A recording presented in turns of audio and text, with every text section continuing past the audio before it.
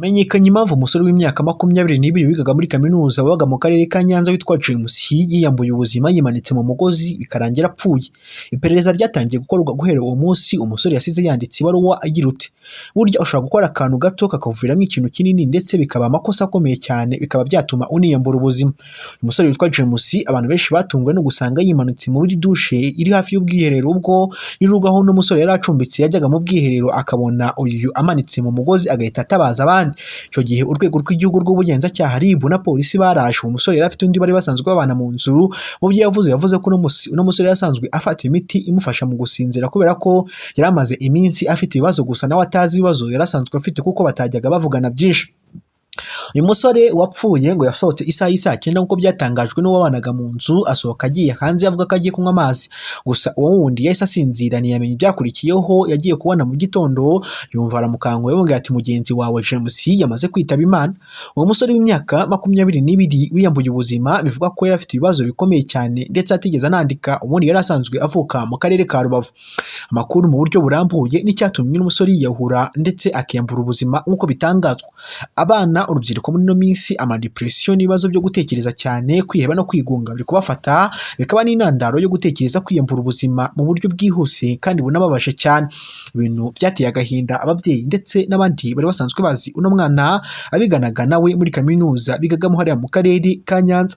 Kana subscribe kuri YouTube channel kugira ngo bijye bigufasha kubona n'andi makuru yacu ya buri munsi tugutegurira kandi tunakugezaho amasaha 24 ku yandi 24.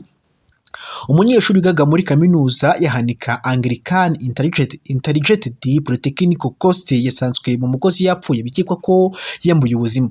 Nyakwigendera yitwa James wari uri mu kigero cy'imyaka 22 wakomokaga mu karere ka Rubavu yaracumbitse mu mudugudu wa Mugonzi mu murenge wa Busesamana muri karere ka Nyanza.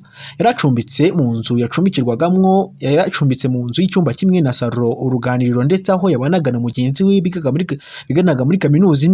Mugenzi we yabwiye inzego z'ubuyobozi zari ziri hariya ndetse mu gicuku agana isaha y'isa 9 za nijoro yabyutse yagiye kunywa amazi avugana na nyakwigendera cyakora uriya babanaga ahita asinzira atamenye ibyakurikiyeho. Nyir'igipangu nyakwigendera yari acumbitsemwo yabyutse mu gitondo cyo ku itariki 5 z'ukwezi kwa 10 2025 arebye mu bwogero bwa douche yari yegeranye n'ubwiherero abona nyakwigendera amanitse mu mugozi yapfuye niko kubimenyesha abandi.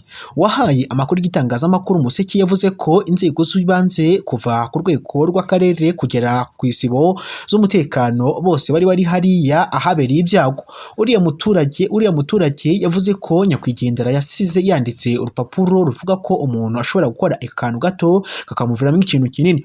Kimwe mu bikekwa ko byatumye nyakwigendera yaba yiyahuye ni indwara y'agahinda gakabije depression. Ibindi byagaragaje ko n'uwabanaga na nyakwigendera n'imiti yavugaga ko yagwajyaga imiti myinshi cyane ndetse imufasha mu gusinzira. Nyakwigendera yigaga muri kaminuza mu mwaka wa 2 biganaga ndetse abo biganaga n'abaturanyi bageze aho bikekwa ko nyakwigendera yiyahuriye. Umuvugizi wa polisi mu ntara y'Amajyepfo CP Kamanzi Hasani yabwiye igitangazamakuru Umuseke ko RIB na polisi bagiye ahabereye ibyago inzego z'ubuyobozi kandi zahamagaje iwabo ngo bahagere barebe ibyabaye. Nuko James umusore w'imyaka 22 yiyambuye ubuzima agahita yitaba Imana. Andi makuru umugore yaguye mu cyobo cyakorwaga umuhanda ahita apfa.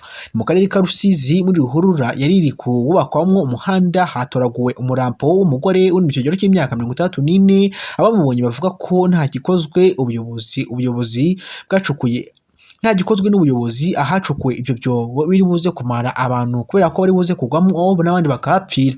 Ibi byago byabereye mu mudugudu wa Mungo akagari ka Gatsiro umurenge wa Gihundwe mu mudugudu wa mu gitondo cyo kuri no cyumweru tariki 5 Ukwakira 2025 aho muri Ruhurura hari kubakwa umuhanda hatoraguwe umurambo w'umukecuru w'imyaka 64 uri mu kigero cy'imyaka 34 witwa Mukankusi Eliya. Umuvugizi amavuko yaratuye mu mutukudu wa Rubenga ya kabiri akagari ka Kagara umurenge wa Gihundwe akarere ka Rusizi yaguye muri Ruhurura yamenyekanye saa 12 za mu gitondo ko yaba yitabye Imana.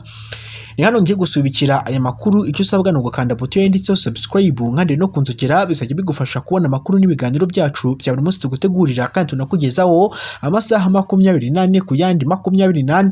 Share, like na comment kugira ngo tujye tubasha kubana mu makuru agiye atandukanye n'ibikorwa byacu bya buri munsi.